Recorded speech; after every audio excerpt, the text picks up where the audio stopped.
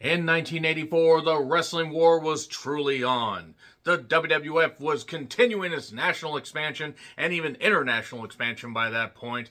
The AWA had lost Hulk Hogan and was going to lose a whole bunch of other people by the end of the year. They would get the Road Warriors, more about them on this show in just a little bit. And then Georgia Championship Wrestling, which would be absorbed into Jim Crockett Promotions in just about a year and a half's time, was presenting this card. So the war may have already been lost before it even got really started. I'm John Rentham with the Retro Review of the Omni in Atlanta. This is from the WWE Vault channel. Quickly becoming my favorite source for old school wrestling. It isn't just, from mining other channels, searching random stuff. I do have other WWF shows and a couple other Vault channel pieces that I will be diving into, but I wanted to dive into one more Omni show, and I hope they upload more of these. I hope they upload some stuff from Crockett. I just really hope we get this stuff. So anyway, if you have paid attention to the previous two reviews that I've done, offer little tidbits, and just talk about some moments on the card and everything. This is well after the August shows that I reviewed, that I actually did backwards. I did the 28th of August and then did the 14th of August. So some people are still there that were on those shows, but they've had some turnover. So we had Pez Whatley against Jesse Barr, who would become Jimmy Jack Funk, and I don't care. Nobody probably will get that. I've got Olympic gold. We got Olympic gold. Kurt! No, anyway. Pez sure was cheered a lot. I'm not sure why. I don't think he's bad. I don't think he was bad. I think he's actually been dead for a number of years. But Jesse Barr was okay. Cornette's talked about him on some podcast because he did work Memphis. There was a chin lock for a while. Jesse was more heelish. Pez won with like that, springing headbutt that he does. And there you are. So it wasn't an awful match. It was fine for what it was. Pez got cheered.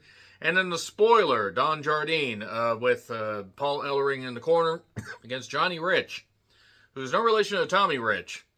He's in better shape than Tommy Rich was at this point, but I digress. So Undertaker got the tightrope walk, top rope walk from Don Jardine. And yeah, it was what it was. I think Jardine was like 43, 44 at this point. Because he was born in 1940. Unfortunately, he did pass away in 2006. And it was what it was, but it wasn't necessarily great. Johnny apparently was trained by Tojo Yamamoto. He probably should have trained him to do something else. Because I don't know. I mean, I've maybe seen one other match with Johnny Rich. He was fine, I guess. He was a body to be beaten up, and he did get beat up quite a bit. Now, he had some moments of flurry, but the claw hold won it. And, yeah, then the tape was a little wobbly because this was presented in the most complete form possible, and apparently Johnny was bleeding. I don't know how many people necessarily cared, but Pez Whatley was out there and a couple others. Ted DiBiase took on Mr. R, which was clearly Tommy Rich under a red mask. If it wasn't, I'm willing to eat my hat, except I don't have a hat, and I'm not going to eat a hat, so there you go. Yoink, taking it back. Well, the fans knew it was Tommy Rich, but they didn't care because they still like Tommy Rich at this point for whatever reason. Match was alright, and then other heels ran into the ring to try and get the mask off of Tommy Rich. And if I remember right, I think Ted DiBiase had left Mid-South. He had gone to Georgia and had feuded with Tommy Rich and done something where Tommy Rich had to leave the territory for a bit, but obviously it was going to be him. I'm just blue skying it here, by the way. That's usually something that they did. But other heels ran around. I believe the spoiler, I believe Jesse Barr. There was maybe one other. So there you are. Tommy ran off. So, speaking of Tommies, we get Tommy Rogers against Les Thornton for the Junior Heavyweight Championship, and oh dear, I don't really get the appeal of this one, because if there were more goddamn wrestles, people would have needed goddamn Helix mattresses out there. No, I'm not sponsored by them, I just had to throw that out there. Les was heelish. He also was like if Bruno Sammartino didn't have any charisma. Tommy fires back, hit a couple nice drop kicks. A roll-up with the tights won it. And then the ref talks to Les in the crowd about, hey, did you do that? Did you hold the tights? Very poor lighting, by the way, in the Omni. But then again, there probably weren't a lot of people there. 3,000 to 4,000 people is my guess. I mean, I'm just again, blue sky in it here. It sounded like there were some, but not a lot. And the Omni held 17,000 people, something like that. Google the images of the Omni, by the way. Very strange roof design. So, Nikolai Volkov and Wahoo McDaniel in a match in 1984. They thought this was a good idea. Wahoo certainly was over. Wahoo was also over the hill by this point. Now, he would still wrestle for a number of years. Wrestle in the sense that he would get in the ring. Nikolai, of course, the first Russian cosmonaut. Are you sure? Well, he never actually went up in space. He was afraid of heights. They just clubbed each other. The ref got shoved by Wahoo. And they kept brawling. And it was a no contest. Not the only no contest / DQ finish on this goddamn show, by the way. It was what it was, and the people were into it. And then Jake Roberts with Precious Paul Ellering took on Ron Garvin for the NWA TV Championship. Jake Roberts was a TV champion. Ron Garvin was no longer the national champion because I think he was the national champion on the last show I reviewed, and then Larry Zbyszko had won it, and whatever, it's fine. So, usually they're 10-minute matches. I think this is 20 or a 20-minute time limit.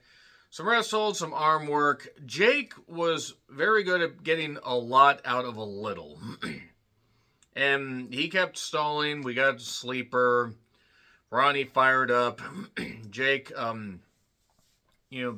Jake was tied up in the ropes and everything. Ellering tried to get him out. He did eventually, but then Ron Garvin did this, clipped the referee. It was that same blonde referee that, what in the world, man, was he the only ref they had? Paul Ellering tried to interfere. He got clocked, but then the chair was still in the ring that he tried to use. DDT on the chair, get rid of the evidence. 1, 2, 3. Fine match for what it was. Cool to see Jake Roberts in something like this. So yeah, I'm just really running through a lot of these because there isn't a lot to this card, despite the fact it's nearly 2 hours.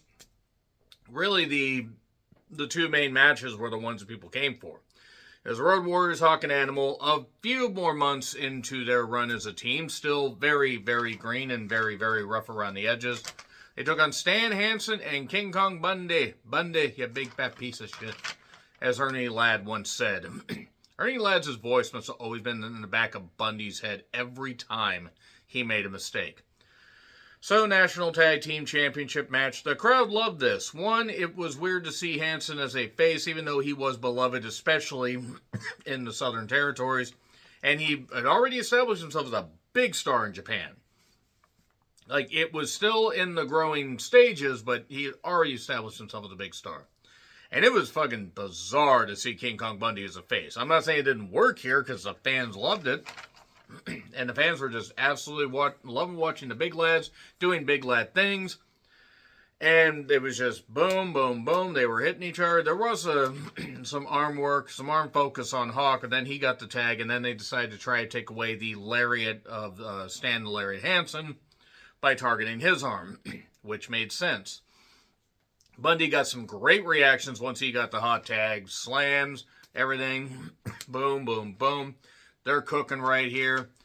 And then the ref calls for a no contest after they kept brawling. A couple guys were brawling inside the ring, outside the ring, refs getting shoved, all that stuff, and whatever. But the crowd loved it.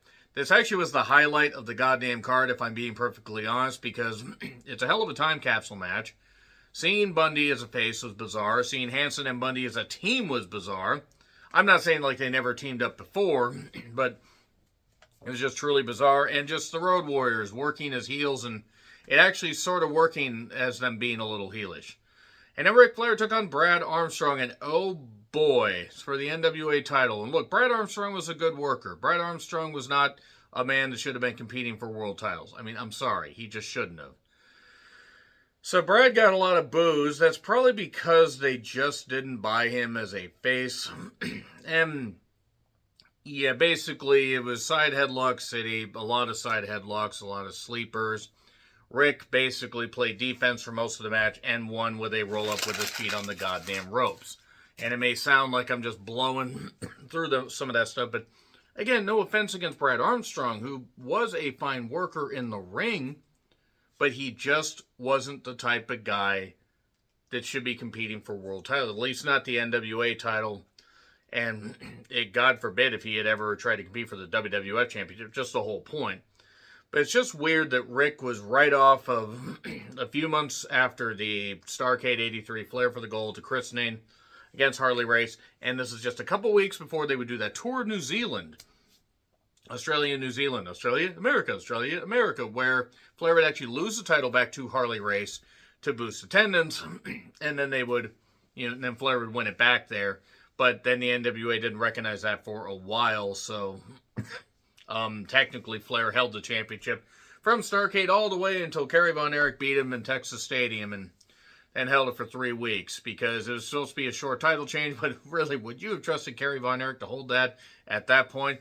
I wouldn't have, but I would have trusted him to ride my motorcycle and not wreck it at all. Just really had to stick his foot out there. And on that note, let me know your thoughts in the comments. Like, share, subscribe, Twitter, Letterboxd, Blue Sky handles in the description. I'm John Ritlin, and until we're in the Omni one more time, maybe 2 more times, maybe 3, 4, see you soon.